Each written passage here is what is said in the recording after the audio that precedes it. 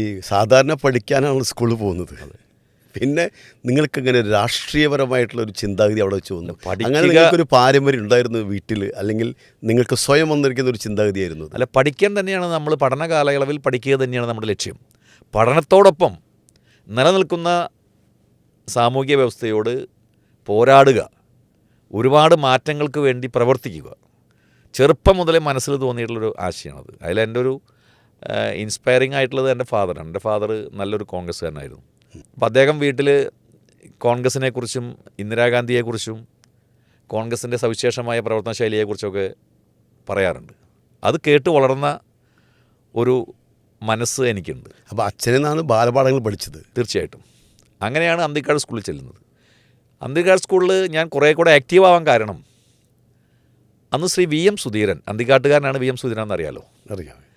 Sudheeran KSU പ്രസിഡൻ്റായിരുന്നു, youth Congress പ്രസിഡൻ്റായിരുന്നു. Youth കോൺഗ്രസിൻ്റെ അഖിലേന്ത്യാ ജനറൽ സെക്രട്ടറി ആയ സമയത്താണ് അദ്ദേഹത്തിന് ആദ്യമായിട്ട് പാർലമെൻറ്റിൽ മത്സരിക്കാൻ അവസരം കിട്ടുന്നത്. ആലപ്പുഴയിൽ 77 എൻ്റെ ഓർമ്മ. അദ്ദേഹം പാർലമെൻറ്റിൽ ഫസ്റ്റ് മത്സരിക്കുന്നു.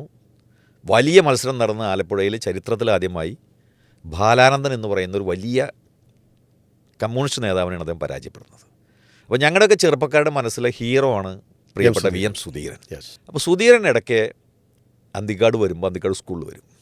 അന്തിക്കാട് സ്കൂളിൽ എന്നെയൊക്കെ പഠിപ്പിച്ച ജയേന്ദ്രൻ മാഷ് അന്ന് യൂത്ത് കോൺഗ്രസിൻ്റെ വലിയ നേതാവാണ്.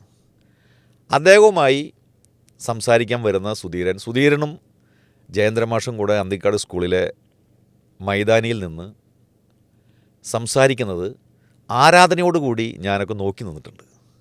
അപ്പം അന്ന് മുതലേ നമ്മുടെ മനസ്സിൽ കോൺഗ്രസ് പ്രസ്ഥാനത്തെക്കുറിച്ചും കോൺഗ്രസിൻ്റെ നേതാക്കന്മാരെക്കുറിച്ചും പ്രത്യേകിച്ച് സുധീരനെ പോലെയുള്ള നേതാക്കന്മാരുടെ പ്രവർത്തന ശൈലിയെക്കുറിച്ചൊക്കെ ഇഷ്ടം തോന്നിയിട്ടുണ്ട്. അതിൻ്റെ അർത്ഥം നല്ല നേതാക്കന്മാരാണ് വരും തലമുറ ഇൻസ്പയർ ചെയ്യുന്നത്. തീർച്ചയായിട്ടും. അന്ന് ഞാൻ കേട്ടിട്ടുണ്ട്, ധീര വീര വി എം സുധീര ധീരർ നയിച്ചോളൂ.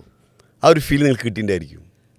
ആ മുദ്രാവാക്യമൊക്കെ പിന്നീട് കൃത്യമായിട്ട് കേട്ട മുദ്രാവാക്യമാണ്. ഞാൻ അന്നത് കേട്ടിട്ടില്ല, ശ്രദ്ധിച്ചിട്ടില്ല.